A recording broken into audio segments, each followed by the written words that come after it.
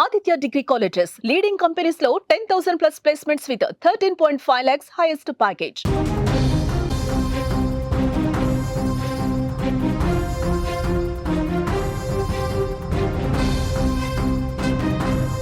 ఏలూరులో దారుణ ఘటన జరిగింది. ఉపాధ్యాయురాలు దేవిక బలవన్మరణం చెందింది. భర్త బర్త్డే విషెస్ చెప్పకపోవడంతో మనస్తాపానికి గురై ఆత్మహత్య చేసుకున్నట్టుగా తెలుస్తోంది. భార్య మరణాన్ని తట్టుకోలేకపోయాడు భర్త. 2 చేతులు కత్తితో కోసుకున్నాడు భర్త సురేంద్ర. ఆ రక్తంతో భార్య నుదుటిన తిలకాన్ని కూడా దిద్దాడు.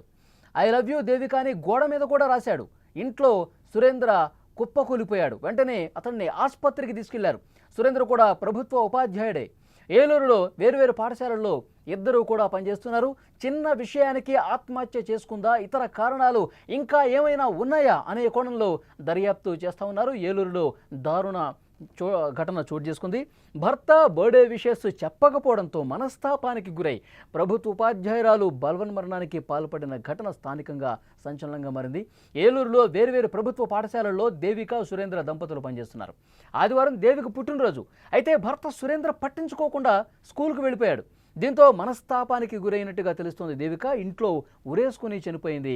ప్రస్తుతం ఈ విషయం అక్కడ స్థానిక కుటుంబ సభ్యుల్లో కూడా ఆందోళన రేకెత్తించిన అంశంగా ఉంది. ఎందుకంటే వీళ్ళిద్దరూ కూడా అన్యోన్యంగా ఉన్నారు, చాలా బాగా ఉన్నారు. అయినప్పటికీ కూడా ఎందుకు చిన్న విషయానికే ఆత్మహత్య చేసుకుంటుందా? దేవిక ఆత్మహత్య చేసుకుందా, లేకపోతే వేరే కారణం ఏమైనా ఉందా? పూర్తిగా దర్యాప్తు చేస్తూ ఉన్నారు. ఇదే విషయానికి సంబంధించి మరింత ఇన్ఫర్మేషన్ మనం తెలుసుకునే ప్రయత్నం చేద్దాం. మా ప్రతినిధి సాయి ఫోన్ లైన్లో సిద్ధంగా ఉన్నారు. సాయి, ఏం జరిగింది? పోలీసులు ఏమైనా ఇన్వెస్టిగేట్ చేశారా? ఏమైనా అప్డేట్స్ ఏమైనా అందుతున్నాయా? మళ్ళీ చిన్న చిన్న విషయాలకే బలవన్మరణం పాలవుతున్న ఘటనలు అయితే ఈ మధ్య బాగా వెలుగు చూస్తున్నాయి. చిన్న చిన్న పిల్లలు అంటే ఇంటర్ పిల్లలు 10th పిల్లలు చేశారంటే ఒక అర్థం ఉంటుంది. ఎందుకంటే వాళ్ళకి తెలియక చేసే వయసు కాబట్టి అది. కానీ ఇద్దరు ప్రొఫెషనల్ టీచర్స్, ఇద్దరు కూడా ప్రభుత్వ పాఠశాలలో ఉపాధ్యాయులు. ఒకరైతే హెడ్ మాస్టర్ కూడా. అంటే ఆ పొజిషన్ లో ఉండి కూడా వీళ్ళు చిన్న విషయానికే ఆత్మహత్య చేసుకునే పరిస్థితి వచ్చింది. అంటే పరిస్థితి ఏ విధంగా అర్థం చేసుకోవచ్చు. ఇద్దరు కూడా భార్య భర్తలు అన్యోన్యంగా ఉంటారని చెప్పి స్థానికులు చెప్తున్నారు. అలాగే బంధువులు కూడా, ఇరు వర్గాల బంధువులు కూడా చెప్తున్నారు. ఇద్దరి మధ్య చిన్న మనస్పర్ధ కూడా లేదని కూడా చెప్తున్నారు. పిల్లల్ని ఎంక్వైరీ చేసినా పిల్లలు కూడా అదే చెప్తున్నారు. మా అమ్మ నాన్న చాలా బాగా కలిసి ఉంటారు, రెగ్యులర్ గా కలిసి బయటకు వెళ్తూ ఉంటారు. ఎక్కడికి వెళ్ళినా కూడా భార్య భర్తలు ఇద్దరు కలిసి వెళ్తూ ఉంటారు. ఏ ఒక్కరు కూడా లేట్ గా వచ్చారు, ముందు వచ్చారని కూడా ఉండదు. ఇద్దరు కలిసి వెళ్తారని చెప్పి చెప్తున్నారు. చుట్టుపక్కల వాళ్ళు కూడా అదే విషయం చెప్తున్నారు. కానీ చాలా చిన్న విషయం, బర్త్డే విషెస్ చెప్పకపోవడం అనేది చాలా చిన్న విషయం. బట్ ఆ ఒక్క విషయానికి మనస్తాపానికి గురయ్యి ఆత్మహత్య చేసుకున్నారా అనే విషయంలో అయితే పోలీసులు దర్యాప్తు చేస్తారు. ఎందుకంటే ఆ చిన్న విషయం అంటే కొంతమందికి అది చాలా సీరియస్ విషయం కావచ్చు, కానీ ఆ మాత్రం దానికి ఆత్మహత్య చేసుకుంటారా అనేది ఇక్కడ గమనించాల్సిన అవసరం. మరొకటి ఏంటంటే నిన్న మధ్యాహ్నం 1 గంటకి సురేంద్ర తన భార్య కాల్ చేస్తే ఫోన్ లిఫ్ట్ చేయట్లేదు. అయితే ఆయన సాయంత్రం 4 గంటల సమయంలో ఇంటికి వచ్చేసరికి ఇంటికి తలుపుకి లోపల గడపెట్టుంది. అయితే ఆయన బలవంతంగా తలుపును గడదీస్తే భార్య విగతజీవిగా పడి ఉండడం చూసి ఆయన తట్టుకోలేక వంటగదిలో ఉన్న కత్తి తీసుకుని 2 చేతులు కాళ్ళు కూడా కోసేసుకుని అందులో ఆ రక్తంతో ఆ భార్యకి తిలకాన్ని దిద్ది ఐ లవ్ యూ దేవిక అని రాసి ఆయన కుప్పకూలిపోయిన పరిస్థితి. అంటే భార్య పైన ఎంతో ప్రేమ ఉందని చూపించడానికి ఆయన ఆ విధంగా, అంటే భార్య లేని ఆ విషయాన్ని జీర్ణించుకోలేక ఆయన ఆ విధంగా చేశాడని కూడా పోలీసులు చెప్తున్నారు. అంటే భార్యాభర్తల మధ్య అంత అన్యోన్యంగా అంత ప్రేమగా కలిసి ఉన్న వాళ్ళిద్దరు చాలా చిన్న విషయానికి ఆత్మహత్య చేసుకుంటారా అనే విషయంలో పోలీసులు దర్యాప్తు చేస్తున్నారు. ఇద్దరి వాట్సాప్ చాటింగ్ కానీ అలాగే ఫోన్ కాల్స్ రెండింటిని కూడా ప్రస్తుతం పోలీసులు అయితే ఎంక్వైరీ చేస్తున్నారు. భర్త పరిస్థితి అయితే కాస్త ఆందోళనకరంగా ఉన్నప్పటికీ కాస్త ప్రస్తుతానికి కోలుకున్నట్టుగా డాక్టర్ చెప్తున్న నేపథ్యంలో ఆయన దగ్గర స్టేట్మెంట్ కూడా పోలీసులు తీసుకుంటున్నారు. అంటే సాయి, క్షణికావేశంతోనే ఈ విధంగా ఆత్మహత్య చేసుకుందా ఆ ఉపాధ్యాయురాలు దేవిక, లేదంటే గతంలో ఏమన్నా గొడవలు జరుగుతున్న సందర్భం ఏమైనా ఉందా? గత కొన్ని రోజులుగా ఏమన్నా వాళ్ళ ఇద్దరి మధ్య తీవ్రంగా గొడవలు జరిగే పరిస్థితి ఏమైనా ఉందా? చుట్టుపక్కల వాళ్ళు కావచ్చు, బంధువులు కావచ్చు, ఏమైనా ఇన్ఫర్మేషన్ ఉందా? చుట్టుపక్కల వాళ్ళందరూ కూడా ఒకటే చెప్తున్నారు, అసలు ఇద్దరు బయటికి వెళ్తే ఇద్దరు కలిసే వెళ్తారని చెప్తున్నారు. అంటే వాళ్ళంతా అన్యోన్యంగా ఉంటున్నారు అర్థం చేసుకోవచ్చు. ఎవరు కూడా ఇండివిజువల్ గా ఓన్లీ స్కూల్ కి తప్ప ఇండివిజువల్ గా ఎవరు వెళ్ళరు. ఇద్దరు కలిసి మాత్రమే బయటికి షాపింగ్ వెళ్ళినా ఎక్కడికి వెళ్ళినా ఇద్దరు కలిసే వెళ్తారు. కానీ బర్త్డే రోజు ఆయన విషెస్ చెప్పకుండా బయటికి వెళ్ళాడు. సో బయటికి వెళ్ళడం ఎందుకు వెళ్ళాడు, ఎక్కడికి వెళ్ళాడు చెప్పకుండా వెళ్ళడంతో భార్య మనస్తాపానికి గురైంది అనేది ఒక వర్షం. అది కూడా క్లారిటీ లేదు. దానికి సంబంధించి పోలీసులు దర్యాప్తు చేస్తారు. వాట్సాప్ లో ఉన్న 1-2 మెసేజ్ల ఆధారంగానే దీన్ని కన్ఫర్మ్ చేస్తున్నారు తప్ప దీని వెనకాల బలమైన కారణం ఉందని చూస్తున్నారు. పైగా ఆ ఏరియాలో అంటే ఆ దేవిక ఆత్మహత్యకు సంబంధించి ఎవరన్నా ఇంటికి వచ్చారా లేకపోతే ఎవరితో మాట్లాడిందా ఈ విషయాలు తెలియజేయడానికి సీసీ కెమెరాలు కూడా దగ్గరలో లేవు. సో పోలీసులు ఏంటంటే పెద్ద సవాల్గా మారింది ఈ కేసు. దీనికి సంబంధించి పిల్లలు ఎంక్వైరీ చేస్తున్నారు. పిల్లలు కూడా మధ్యాహ్నం 12:30 1 గంట టైంలో తల్లికి ఫోన్ చేశారు. ఆ ఇద్దరు పిల్లలు కూడా ఒకళ్ళు 10th క్లాస్ ఒకళ్ళు ఇంటర్, ఇద్దరు కూడా విజయవాడలో చదువుతున్నారు. సో ఏలూరుకి వాళ్ళు తల్లి బర్త్డేకి బేసిక్ గా వెళ్ళాలి, కానీ వాళ్ళు ఉన్న సిచ్యువేషన్ కి కాలేజీలు రీసెంట్ గా ఓపెన్ చేశారు కాబట్టి ఇప్పుడప్పుడే లీవ్స్ ఇవ్వరని వాళ్ళు అక్కడే ఉండి కాలేజ్ నుంచి కాల్ చేశారు తల్లికి. కానీ అప్పటికే తల్లి ఫోన్ లిఫ్ట్ చేయకపోవడం, ఇమీడియట్ గా వాళ్ళు తండ్రికి ఫోన్ చేయడం, బంధువులకు ఫోన్ చేయడం, ఎన్నిసార్లు కాల్ చేసినా ఎత్తట్లేదు, ఏమైందో చూడండి అని చెప్పడంతో అప్పటికప్పుడు హుటాహుటిన భర్త వచ్చి ఇంటికి వచ్చి చూసే పరిస్థితి ఇది. అయితే కొంచెం ముందు వచ్చినా కాపాడే పరిస్థితి ఉంటుందా అంటే అక్కడ ఏ సమయంలో ఆవిడ ఆత్మహత్య చేసుకుంది అనేది ఎవరికి క్లారిటీ లేదు. సో భర్త ఇంటికి 4 గంటల సమయంలో వచ్చినప్పుడు ఆవిడ వేగతజీవిగా పడుంది అంటే అప్పటికే చాలా టైం అయిపోయి ఉంటుంది. సో కాపాడే ప్రయత్నం కూడా చేసే పరిస్థితి లేదు. అయినప్పటికీ భర్త కూడా 2 చేతులు కాళ్ళు కోసేసుకుని ఆ రక్తంతో ఇంటి మీ గోళ్ల మీద రాయడం ఇవన్నీ చూస్తూ ఉంటే దాదాపు రాత్రి 8-9 గంటలకి స్థానికులు చూసి పోలీసులకు ఇన్ఫర్మేషన్ ఇస్తే పోలీసులు హాస్పిటల్ తీసుకెళ్లారు. అంటే ఇదంతా కూడా 4-5 గంటలు ఇంత ఘటన జరిగి కూడా చుట్టుపక్కల వాళ్ళు గమనించకపోవడం.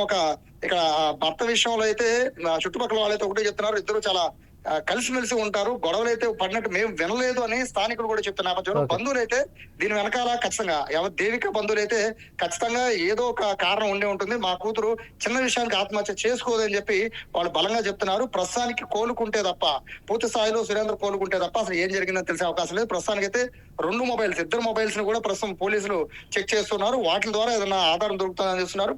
ఒకవేళ ఇదే గనక నిజంగా భర్త విషయం చెప్పకపోవడం వల్లే ఆత్మహత్యకి పాల్పడి ఉంటే గనక ఇది చాలా చాలా చిన్న విషయంగా దీన్ని పరిగణించాలి. ఇలాంటి విషయాల్లో బలమనడం పాల్పడడం అంటే నిజంగా పిల్లలకి ఇప్పుడు పరిస్థితి ఏంటి? 2 పిల్లలు చేతికి వచ్చిన పిల్లలు ఇప్పుడు వాళ్ళిద్దరూ కూడా రోడ్డున పడిపోయిన పరిస్థితి ఉంటుంది. సో తల్లిదండ్రులు ఈ విషయం పైన కూడా ఆలోచించాలి. నిజంగా ఇదే కారణం అయితే గనక తల్లిదండ్రులు చిన్న చిన్న గొడవలకి చిన్న చిన్న విషయాలకి ఆత్మహత్య చేసుకునే పరిస్థితి ఉంటే గనక రేపొద్దున పిల్లల పరిస్థితి ఇబ్బందికరంగా ఉంటుంది అని చెప్పడానికి ఈ కేసు ఒక ఎగ్జాంపుల్ గా తీసుకోవచ్చు. ప్రస్తుతానికి అయితే తండ్రి సురేంద్ర కోలుకున్నాడు, పిల్లలిద్దరు కూడా తండ్రి దగ్గరే ఉన్నారు. ఓకే సాయి, మరింత ఇన్ఫర్మేషన్ కోసం మళ్ళీ ఒకసారి మిమ్మల్ని కాంటాక్ట్ అవుతాం. అది దేవిక బలవన్మరణానికి పాల్పడటంతో సురేంద్ర కూడా ప్రస్తుతం ఆరోగ్య పరిస్థితి ఇప్పుడే కుదురు పడుతోంది. ఎందుకంటే అతను 2 చేతులు అలాగే 2 కాళ్ళు కూడా కత్తితో గాయపరుచుకున్నాడు. ఆ రక్తంతో చనిపోయినటువంటి దేవిక నుదుటిన తిలకం దిద్ది ఆ తర్వాత గోడల మీద ఐ లవ్ యూ దేవిక అని రాశాడంటే తన ప్రేమను ఆ విధంగా వ్యక్తపరిచాడు.